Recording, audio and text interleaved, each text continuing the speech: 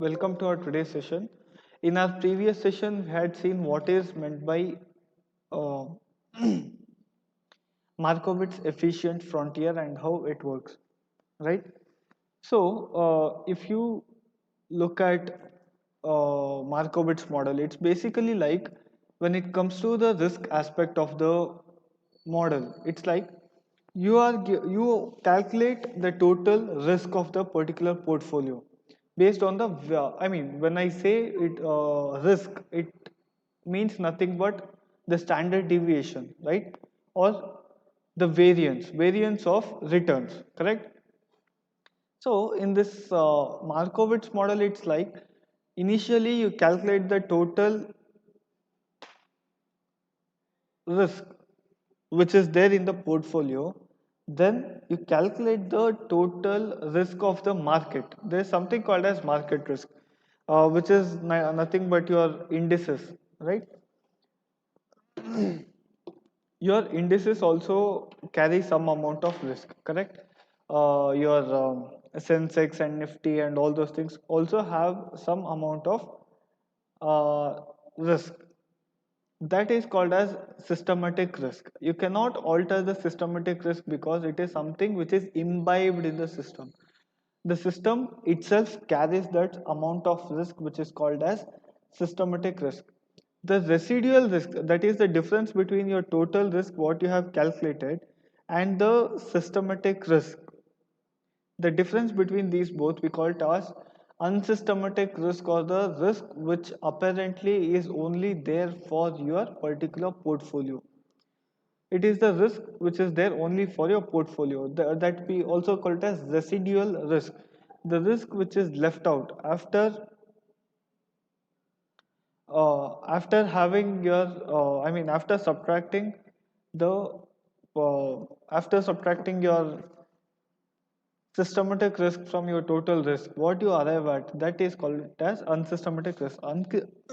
Sorry, unsystematic risk actually is like you can minimize that to the extent of zero, in provided that you have placed your portfolios in a good way, right? You have placed your portfolios in such a good way, and you have provided for all the you have considered all the models and everything, and you do it in a very scientific way, then you can almost nullify the effect of unsystematic risk.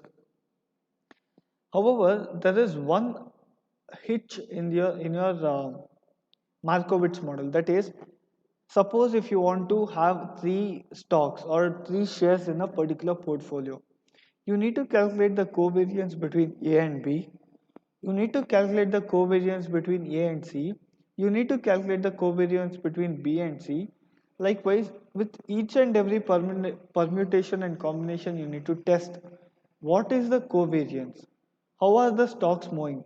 For example, if you you cannot have two stocks which are identical to each other. What will happen in that case? In that case, if the risk increases of one stock, the risk will also increase for another stock. Excuse me. So if you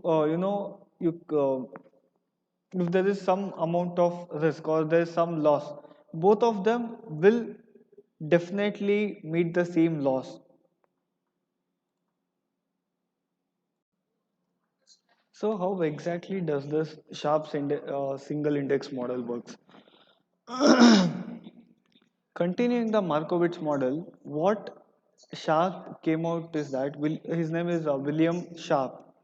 So William Sharp, what he did is that he actually identified a particular index that is called market index or something which is very common, and he started testing each and every stock's volatility to that particular stock, a particular line or a particular index. He started correlating that with this particular index, and then he started making the portfolio. So what happens is that your the number of information needed is reduced. You just need to have the covariance or correlation between your market index as well as your portfolio or the stocks what you have selected. So this is how your slide goes. In Markowitz model, a number of covariances have to be estimated, correct? For three stocks, you need 3 into 3, 3 into 3 plus 1 by 2, right? So imagine if you have considered some 100 securities, or consider if you have you want to have 200 securities. The number of covariants or I mean the correlation coefficients or the I mean the coefficients for this thing will also be in thousands, right? I've taken one example in if a financial institution, right? If that buys 150 stocks, the actual number of correlation coefficients will be 11,175. So, due to this extensive information need for Markowitz model, Sharp came out with a simpler form, right? He came out with a simpler form which not only tells you how, I mean, which not only tells you what is your risk and return, it also gives you a idea of what is the amount of the portfolio. I mean, how much of the proportion of stocks you need to have. That is one major benefit when it comes to Sharp single index model. So Sharp assumed that the return of security is linearly related to a single index like market index. There is something called as market index. If market goes up, it is assumed that the stocks in the portfolio will also go up, right? Their returns will also increase. With I mean, there will be different, I mean, ups and downs. But, however, the main crux is that if the market is giving you higher returns, the stocks in your portfolio is also assumed that it will give you higher returns. So it needs 3n plus 2 bits of information. That is, if you want to have three stocks, you just have. I mean, if you have three stocks in your portfolio, we need some uh, 3 into 3 9 plus 2 11 bits of information. That's all. But in case it was Markowitz model, you need 3 into 3 9 9 plus 3 9 plus 3 goes up to I mean uh, 12 and 12 by 2 bits of information. I mean it keeps on multiplying, right? So coming to Sharp's single index model formula. So this is the formula of your Sharp single index model. Suppose if you are considering a particular portfolio, this is how you will be calculating the returns of the portfolio. This is one formula which you need to by heart. Ri is equal to Ai plus Bi Rm plus Ei. What is AI? AI is something like constant return. Constant returns are nothing but your risk-free returns, what you will be earning, right? There will be some amount of constant returns. For example, in your portfolio, you have a set, you have a stock which is earning every year, there will be a dividend payout of rupees 10, right? These things we call it as, the constant return. BI and RM. RM is nothing but your market index and BI is your beta coefficient. I mean, this both. What is your beta? Beta is nothing but the volatility or the degree to which a stock's income changes with respect to the market. For example, if beta is 1, what does that mean? If market index goes up by 100 rupees, even your stock prices will go up by 100 rupees. If beta is minus 1, what does that mean? If market goes up by 10 rupees, your stock prices will go down by 10 rupees. So beta is like volatility of a particular stock with respect to the entire market. What is EI? EI is a error term. There might be certain error, but most of the times we assume that error is zero, right? So risk is one major aspect which differs uh, when it comes to your Markowitz efficient frontier as well as your Sharp's single index model. Here, in this case, we first calculate something called as systematic risk. What is systematic risk?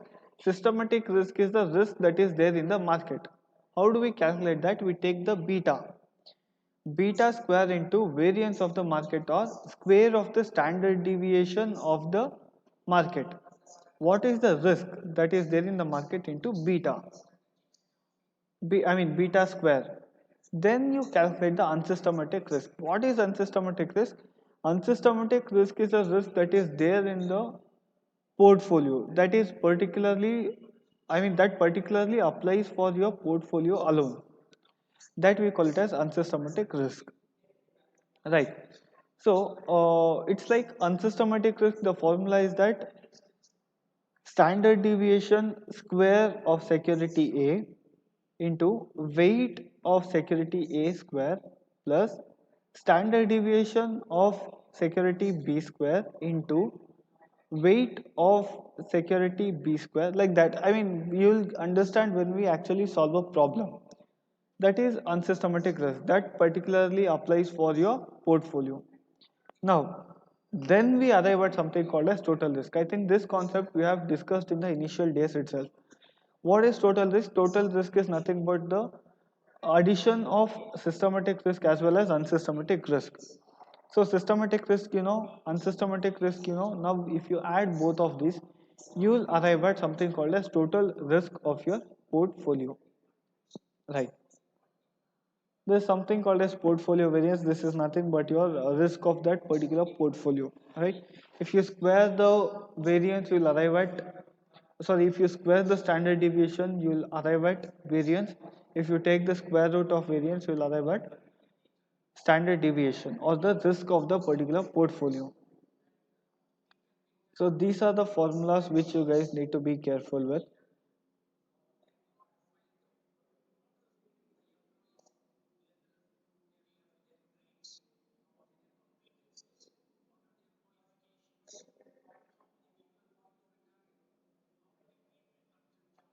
So as I told you, a portfolio's beta value is weighted average of beta values of its component stocks using relative share of them in the portfolio as weights, right?